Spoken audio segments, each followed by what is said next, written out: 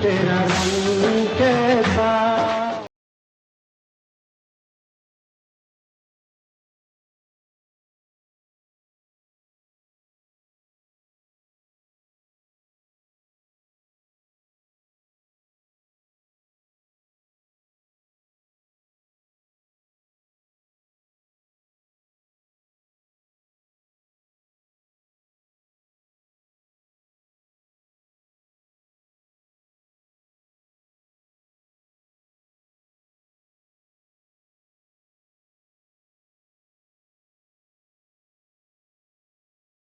के प्रतापपुर की ये तस्वीरें बिस्लेरी युग में बैठी सरकारों को चुल्लू भर पानी में डूबने को कहती हैं। कहती हैं कि गौर से देखिए साहब कोरवा पारा की कठिनाई। मीलों चलकर कटोरे से डेगची भर गंदा पानी उलीच लाने की जद्दोजहद आप क्या जाने। ये दर्द तो सिर्फ गांव की अनीता मोहरी और सूखनी जैसी महिलाएं ही समझ सकती हैं, जिनके पाँव में दर्द के छाले और माथे पर पसीने की बूंदें हैं, जो कहती हैं तस्वीर ले लीजिए साहब, एसी रूम में बैठे सरकारों को दिखाइएगा और कहिएगा कि हम मजबूर हैं, राष्ट्रपति के दत्तक पुत्र हैं। का करिया साहेब, वही तो हमरे नरवा पानी पियत थी। पानी का कोई व्यवस्था है ये नहीं, या जर बुखार ले होता है हमन का करी। यही तो पानी का व्यवस्था है ये नहीं, यार नरवा का पानी पी पी के जियत थी। आज ले पानी मांगत मांगत सरकार जगह थक गए ना, आज ले नहीं मिली पानी, कैसनो पी के जियत थी, का करो। तिल तिल कर सूखती उम्मीदें कब रेत के छोटे बड़े टीलों में तब्दील हो गईं, पता ही नहीं चला। क्या इंसान क्या जानवर बिन पानी सब एक जैसे हो गए। चेहरे मायूस हो गए, आज भी खत्म हो गई। सबकी अपनी अपनी मजबूरी भी है। परमेश्वरपुर धुमाडार पानी का समस्या है, हेड पंप हो जाता ना तो बहुत बढ़िया है। मतलब कीड़ा हो जाता है। प्रस्ताव भेजे हैं लेकिन कई बार भेज चुके हैं, बाकी नहीं आया है। तो 14-20 से मतलब गौठान में लगा दिए हैं। गौठान हम कहते कहते थक गए, लेकिन न व्यवस्था हुई न ही किसी ने ध्यान दिया। हर बार आश्वासन मिला और वही अनवरत जारी भी। साहब तो साहब, मंत्री जी भी वही राग आलापते नजर आए। इस संबंध में अभी आप लोगों के माध्यम से ही संज्ञान में आ रहा है, और गर्मी का मौसम है, जल स्तर नीचे जाने की संभावना बनी रहती है। अगर कोई समस्या है तो पीएसए से बात करके उसको दिखवाते हैं। बिल्कुल आसपास में पहले से जो भी वहाँ पे वो लोग उपयोग करते थे साधन का, जैसे हैंडपंप बोर वगैरह होगा, तो अगर वाटर लेवल नीचे होगा तो उसको ठीक कराएंगे और समस्या का समाधान निकलवाएंगे। आपका संज्ञान ठीक है, लगाना चाहिए उसको, क्योंकि जब तक कोई समस्या का मालूम नहीं होगा जी तो उसका निदान कैसे। मैं भी धुमाधार में बहुत बार गया हूँ जी। आप खुद गए? मैं खुद गया हूँ जी। और कई जगह जहाँ हैंडपम्प की आवश्यकता है मैं दिया भी हूँ जी, और भी जहाँ जा सकता है वहाँ पे व्यवस्था करें। सरकारों का वादा और अफसरों का आश्वासन यहाँ पहुँचते पहुँचते गुम हो जाता है। छत्तीसगढ़ की खुशियाँ, हक, अधिकार, विकास के दमदार दावे पर सवाल है, और जवाब कुछ है भी या नहीं कह पाना मुश्किल। IND 24 के लिए सूरजपुर से देवेश दुबे की रिपोर्ट।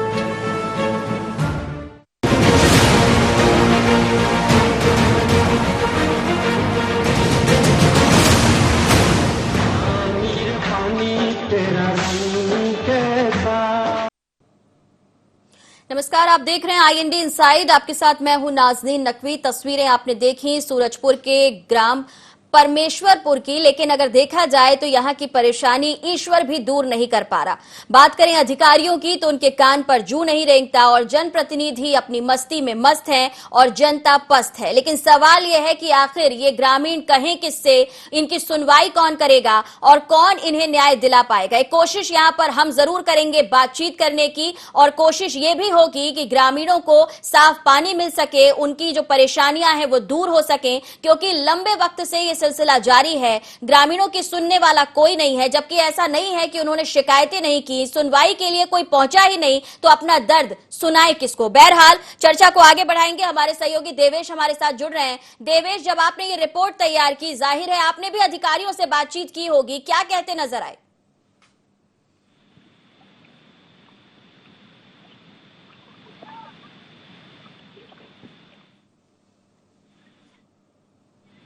तो सूरजपुर के प्रतापपुर की हम बात कर रहे हैं, जहां परमेश्वरपुर ग्राम पंचायत में पानी की समस्या बनी हुई है। तस्वीरें हमने आपको दिखाई किस तरीके से पानी जो है वो छान छान कर पीना पड़ रहा है, और तस्वीरें अभी आप देख रहे हैं अपनी टीवी स्क्रीन पे। महिलाएं अपनी बारी का इंतजार कर रही हैं, एक डिब्बे से दूसरे बर्तन में पानी को पहले निकालना और उसके बाद सिर पर पानी रखकर लंबी दूरी तय करना। देवेश, आपसे जानना चाहेंगे परेशानियां किस कदर हैं और सुनवाई के बाद क्या कहते हैं वो जिम्मेदार जो इस समस्या के लिए भी जिम्मेदार हैं?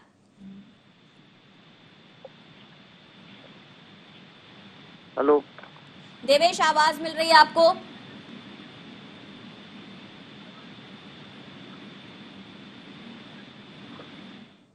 चलिए हम कोशिश करेंगे किसी स्थानीय निवासी या सरपंच से बात हो सके। देवेश तक हमारी आवाज नहीं पहुंच रही है, लेकिन ये पूरा मामला, ये तस्वीरें आप देखिए, इनके चेहरे आप देखिए, समझ में आएगा किस कदर परेशानी है और गंदा पानी पीने की मजबूरी यहाँ पर बनी हुई है। जो बुजुर्ग हो चुके हैं वो तो ये कह रहे हैं कि हमने एक उम्र यहाँ पे गुजार दी है, लेकिन अब उनके आगे आने वाली उनकी नई पीढ़ियां भी हैं और अभी भी कई छोटे बच्चे ऐसे हैं जो ये गंदा पानी पी रहे हैं। तस्वीरें गौर से देखिए, ऐसा पानी जिसे जानवर ना पिए लेकिन इंसानों को पीना पड़ रहा है, और वो मजबूरी है क्योंकि जनप्रतिनिधि सुनते नहीं, अधिकारी इस ओर रुख नहीं करते और परेशान ग्रामीण अपनी बारी का इंतजार करते हुए दिन भर यहाँ पर छोटे छोटे बच्चों को लेकर महिलाएं गोद में पहुंचती हैं, पानी भरती हैं और वापस घर की ओर रुख करती है। कई ऐसे बच्चे हैं जो पढ़ाई नहीं कर पा रहे क्योंकि दिन भर पानी भरने की, पानी को ढोने की मजबूरी उनके सामने।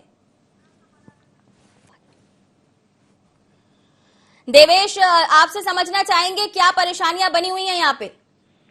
जी देखिए, मैं बता दूं आपको, ये प्रतापपुर विकास खंड के परमेश्वरपुर ग्राम पंचायत का मामला है। यहाँ धूमाडांड में कोड़ाकू पारा के लोग जो हैं वो लगभग 1.5 किलोमीटर पैदल चल के नदी नाले का पानी पीने के लिए विवश हैं, क्योंकि ग्राम पंचायत में किसी भी तरह से हैंडपंप या कुएं की व्यवस्था नहीं है और जिस वजह से उन्हें हमेशा बीमारियों का सामना करना पड़ता है और आए दिन बुखार से पीड़ित रहते हैं वो लोग। और वहीं बात करें अगर सरपंच की, तो सरपंच का इस मामले में स्पष्ट जवाब यही है कि 14वें वित्त से जो राशि आई थी उससे हैंडपंप का उत्खनन हो सकता था, लेकिन अधिकारियों के दबाव में आके इस पैसे को गौठान में खर्च कर दिया गया और जिसके कारण आज तक हैंडपंप की व्यवस्था वहाँ पे नहीं हो पाई है। जी, किस मद में ये राशि खर्च कर दी गई जो हैंडपंप के लिए पहुंची थी? जी देखिए, ये हैंडपंप के लिए नहीं, 14वें वित्त में जो राशि आती है वो पेयजल व्यवस्था के लिए उसमें मद रहता है और उस राशि को गौठान के निर्माण में खर्च करा दिया गया। वही मेरा सवाल था, गौठान निर्माण में वो राशि खर्च हो गई लेकिन पीने के पानी की व्यवस्था नहीं हो सकी। एक बड़ा सवाल है कि यहाँ पर गौठान निर्माण के लिए सुध ली जा रही है क्योंकि कहीं ना कहीं सरकार से जुड़ता हुआ मामला है, लेकिन ग्रामीणों की सुध नहीं ली जा रही। एक लंबा वक्त बीत चुका है आजादी के बाद से। अगर हम इस गाँव की तस्वीर देखें, कोरवा पारा का ये पूरा मामला है, यहाँ पर पानी के लिए लोग तरस रहे हैं और आपने कहा कि बीमारियों से भी ग्रामीण घिरे रहते हैं। तो ऐसे में अगर हम तस्वीरें देख पा रहे हैं, यहाँ तो नहीं लगता मुझे कोई बेहतर व्यवस्था है, लेकिन क्या कोई सामुदायिक स्वास्थ्य केंद्र यहाँ पर उपलब्ध है? अगर बीमार होते हैं ग्रामीण तो भी क्या उन्हें सफर करना पड़ता है? जी देखिए, मैं बता दूं, सामुदायिक स्वास्थ्य केंद्र यहाँ से लगभग 15 किलोमीटर की दूरी पे प्रतापपुर में स्थित है और उसके अतिरिक्त कोई भी स्वास्थ्य व्यवस्था इन लोगों को उपलब्ध नहीं है। और एक बहुत बड़ी लापरवाही यहाँ पे ये भी है कि 23 बार जो है कोरवा जनजाति के, जो कि आज तक आधार कार्ड से वंचित हैं और इन्हें ना ही राशन मिलता है शासन की तरफ से और न ही योजनाओं का किसी भी तरीके से कोई लाभ मिलता है। चलिए आप बने रहिए हमारे साथ, सुखलाल जुड़ रहे हैं, उनसे समझ लेते हैं कि और क्या क्या परेशानियां उन्हें उठानी पड़ रही हैं। सुखलाल जी, क्या कुछ समस्याएं हैं और पीने के पानी की समस्या जो है वो हमने देखी और सुनी, क्यों दूर नहीं हो पा रही है ये समस्या? का करी मैडम साहब मनाते हैं, नेता मनाते हैं, वोट ले बर कहते हैं कि हैंडपंप कोड़वा दे, एकर कोड़वाबे नहीं करे। वोट देहत हमरे थक गई, एको गोर कहीं सुविधा नहीं आई तो नरवा का पानी पी पी के जिए थी। आपने इस पूरे मामले को लेकर कहीं आवेदन दिया है सुखलाल जी? आवेदन तो बार बार दे थी मैडम साहब, मन कर शिविर उबिर लागे लो मन मन में आवेदन मंत्री विधायक तक पहुंचत है, लेकिन कहाँ का सुनवाई हो ही, एको को सुनवाई नहीं होए। आवेदन मला फेंक देते हैं कि का करते हैं। राशन मिल पाता है आप लोगों को? कोई ऐसी सुविधा और जो शासन की तरफ से दी जा रही हो उसका कोई भी किसी भी दूसरी सुविधा का आप लोगों को लाभ है?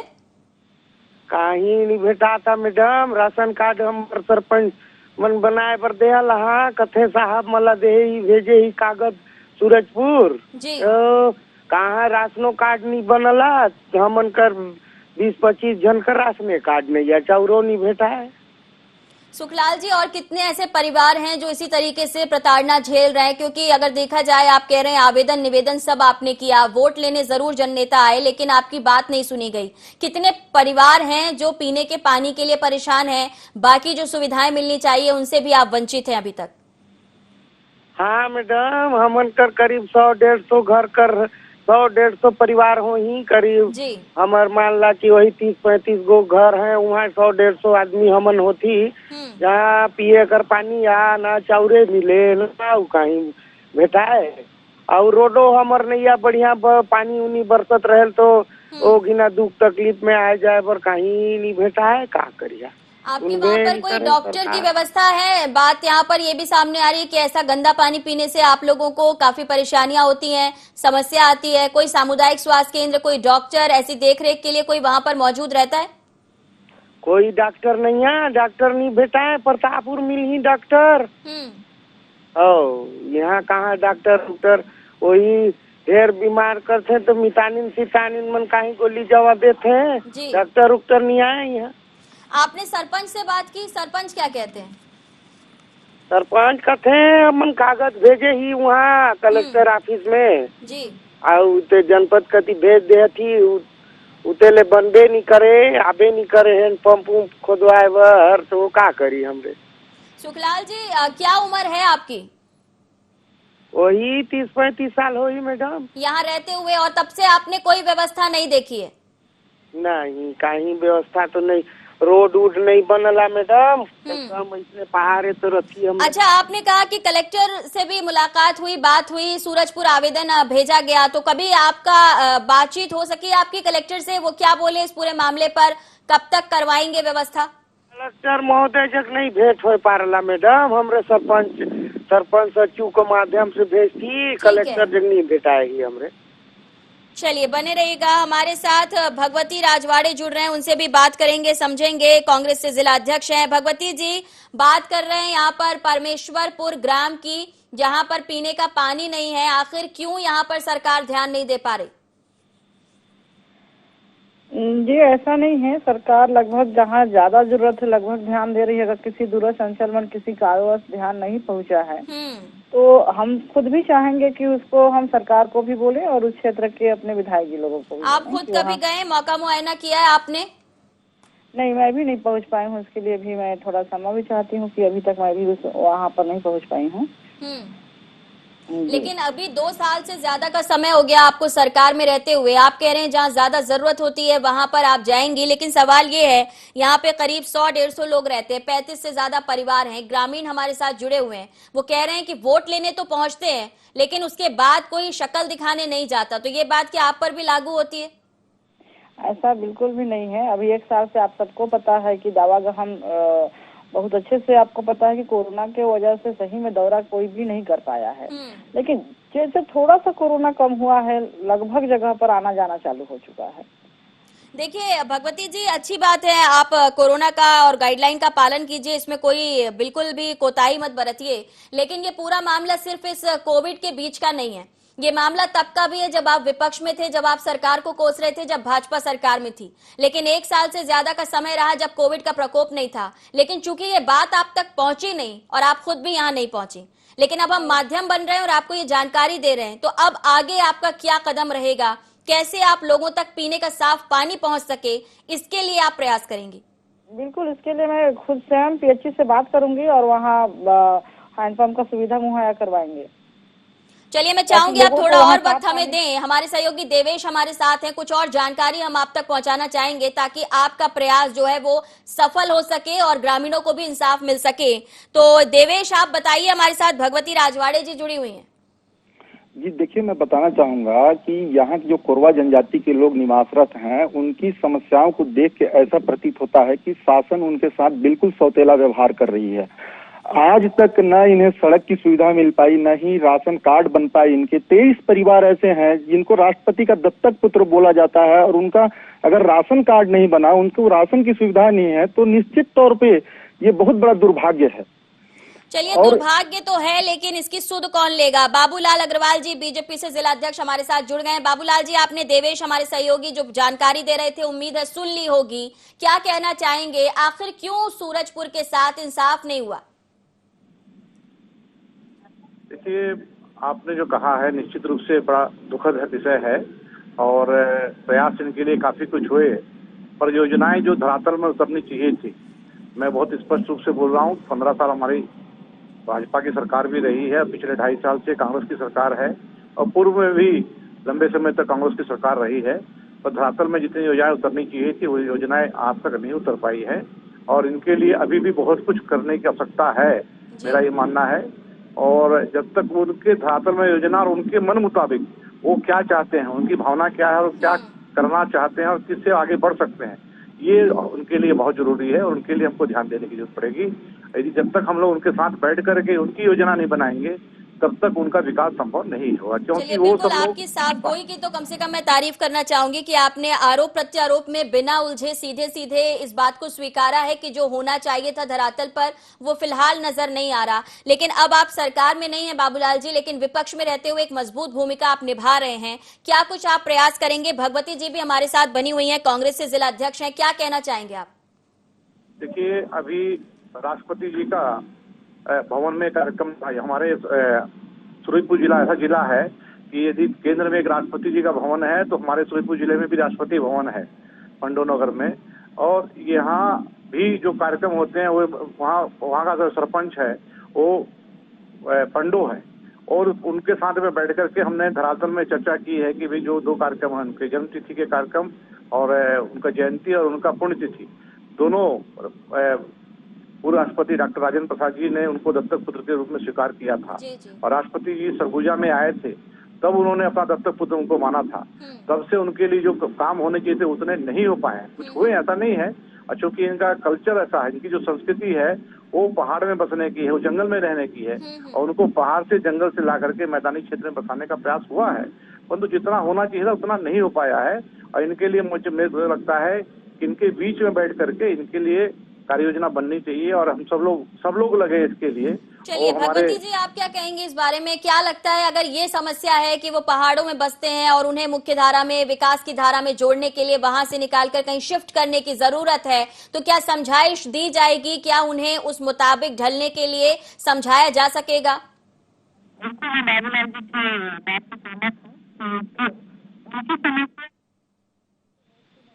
तो ज्यादा अच्छा रहेगा, उनको समझने का हम लोग को मौका भी मिलेगा कि वो क्या चाहते हैं, क्योंकि पहाड़ में जाके बस जाते हैं 2-4 घर, उसके बाद प्रॉब्लम जाहिर सी बात है कि पहाड़ के ऊपर आने लगती है।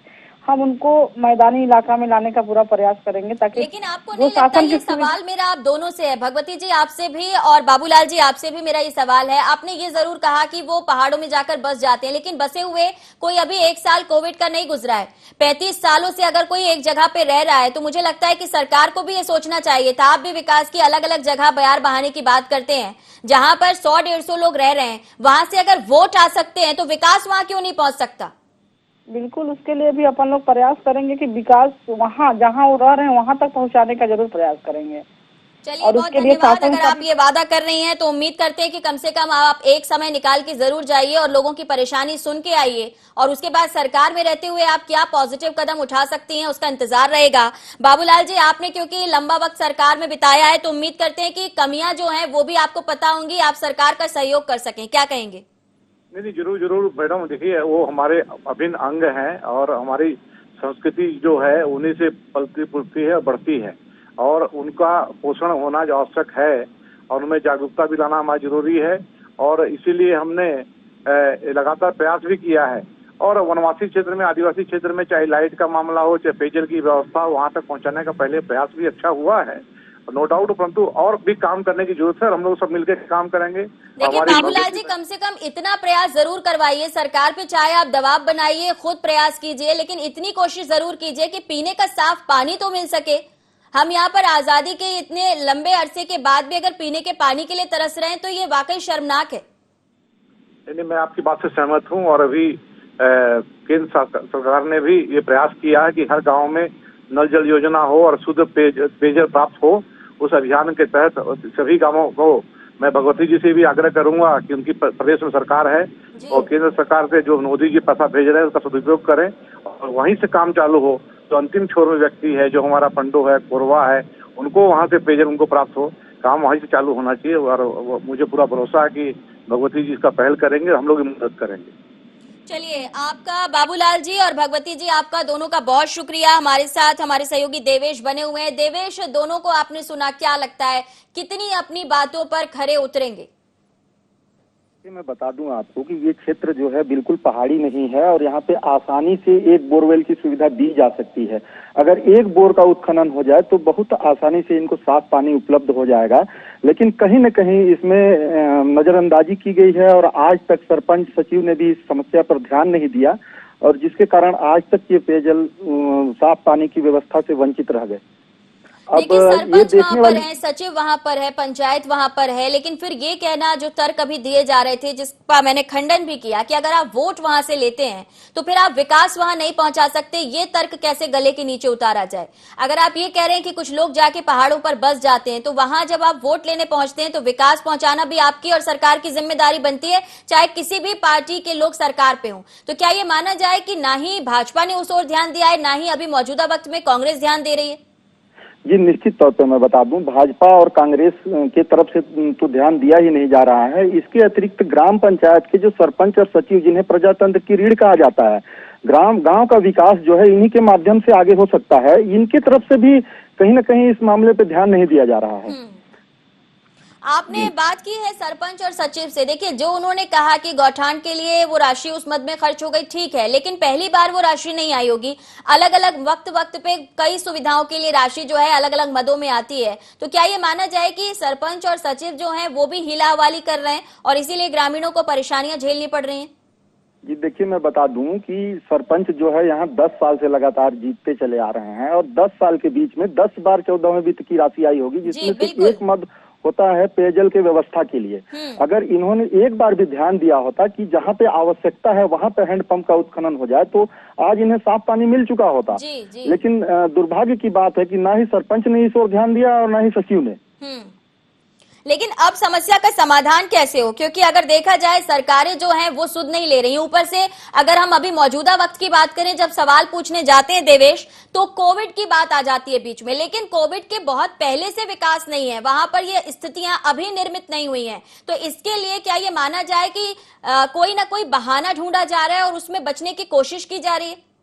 देखिए, निश्चित तौर पे ये एक बहाना ही है, क्योंकि वहाँ निवास करने वाले लोगों का साफ तौर पे यही कहना है कि उन्होंने जब से जन्म लिया है तब से नाले के पानी के सहारे ही वो अपनी जिंदगी जी रहे हैं। जी। और इतने लंबे अरसे तक किसी का ध्यान उनके ऊपर नहीं जाना, ये उनके साथ बहुत बड़ा दुर्भाग्य है। चलिए, बहरहाल क्योंकि ये मामला कलेक्टर तक भी कहीं ना कहीं पहुंचा जरूर होगा, क्योंकि बार बार ये कहा जा रहा है कि सरपंच और सचिव तक ये जानकारी पहुंचाई गई और उनके माध्यम से इस शिकायत को आगे बढ़ाया गया। तो क्या आपकी कोई चर्चा हो सकी इस विषय पर? जी देखिए, मेरी इस संबंध में शिक्षा मंत्री प्रेम साय सिंह टेकाम, जो कि स्थानीय विधायक हैं, उनसे कल चर्चा हुई। इसके साथ साथ एसडीएम से भी मेरी चर्चा हुई। दोनों ने इस मामले में अनभिज्ञता दिखाते हुए ये कहा कि हम जाएंगे, देखेंगे, आवश्यकता है तो वहाँ पे सुविधा मुहैया कराया जाएगा। लेकिन मैं बता दूं कि शासन जो है कोरवा जनजाति के लोगों को विकसित करने के लिए सारे प्रयास कर रही है, सारी योजनाएं इनके लिए बनाई जा रही हैं, लेकिन आज तक अगर इन्हें राशन की सुविधा उपलब्ध नहीं हो पाई तो निश्चित तौर पर यह माना जाए कि अधिकारियों की नजर भी इस समस्या पे नहीं थी। और अब देखने वाली बात यह होगी कि आगे एसडीएम साहब इस पे कोई पहल करते भी हैं या सिर्फ आश्वासन के ही दम पे पूरा खेल चलता रहेगा। देखिए, आश्वासन का खेल तो लंबे वक्त से चल रहा है, क्योंकि अगर बात की जाए विधायक की, अभी विधायक बने हैं, जाहिर सी बात है वोट बटोरने भी गए होंगे, लोगों से बहुत सारे वादे भी किए होंगे, और उस वादे में मुझे ऐसा लगता है कि एक आम आदमी की जो जरूरत है वो सड़क, बिजली, पानी की होती है, और पानी तो सबसे ज्यादा जरूरी है। अभी बढ़ती गर्मी में भी लोगों को परेशानी आएगी, लेकिन उस समस्या के निराकरण के लिए कोई ठोस वादा भी नहीं किया गया। भगवती जी हमारे साथ जुड़ी जरूर थी, वो खुद यहाँ पर नहीं पहुंची हैं, तो कैसे जनप्रतिनिधि हैं जो जनता की सुध ही नहीं लेते? जनप्रतिनिधि, वहाँ के ग्रामीणों का यही कहना था कि जनप्रतिनिधि सिर्फ वोट लेने आते हैं, और ये वोट बैंक जो होता है किसी न किसी माध्यम से होता है। जो वहाँ के स्थानीय नेता होते हैं वो आश्वासन देते हैं कि आप वोट दो, हम आपको सुविधा मुहैया कराएंगे, और जैसे ही चुनाव में इनकी विजय होती है ये जीतते हैं और सारे वादों को भूल जाते हैं। वादे भुला दिए जा रहे हैं, और यहाँ पर काम को लेकर भी हीला हवाली की जा रही है। कलेक्टर तक शिकायतें पहुंची हैं, जनप्रतिनिधि इस पूरे मामले से वाकिफ हैं, लेकिन सुनवाई कोई नहीं कर पा रहा। देवेश, शुक्रिया जानकारी देने के लिए। तो हम बात कर रहे थे सूरजपुर के प्रतापपुर के परमेश्वरपुर ग्राम की, जहां पर पंचायत है, सरपंच है, सचिव है, शिकायतें हैं, परेशानियां हैं, लेकिन समाधान नहीं है, क्योंकि जनप्रतिनिधि समस्या से वाकिफ हैं, लेकिन बावजूद उसके निराकरण करने के लिए नहीं पहुंचते, वोट लेने पहुंचते हैं, लेकिन शिकायतों का अंबार है, और इसका पटाक्षेप कब तक होगा, इसका जवाब दे पाना फिलहाल हमारे लिए भी मुश्किल है, क्योंकि हमें भी कोई ठोस भरोसा नहीं मिल सका है। लेकिन उम्मीद फिर भी करते हैं कि जिनसे हमने बात की है वो इस समस्या का निदान जल्द से जल्द करें। मुझे दीजिए इजाजत, नमस्कार।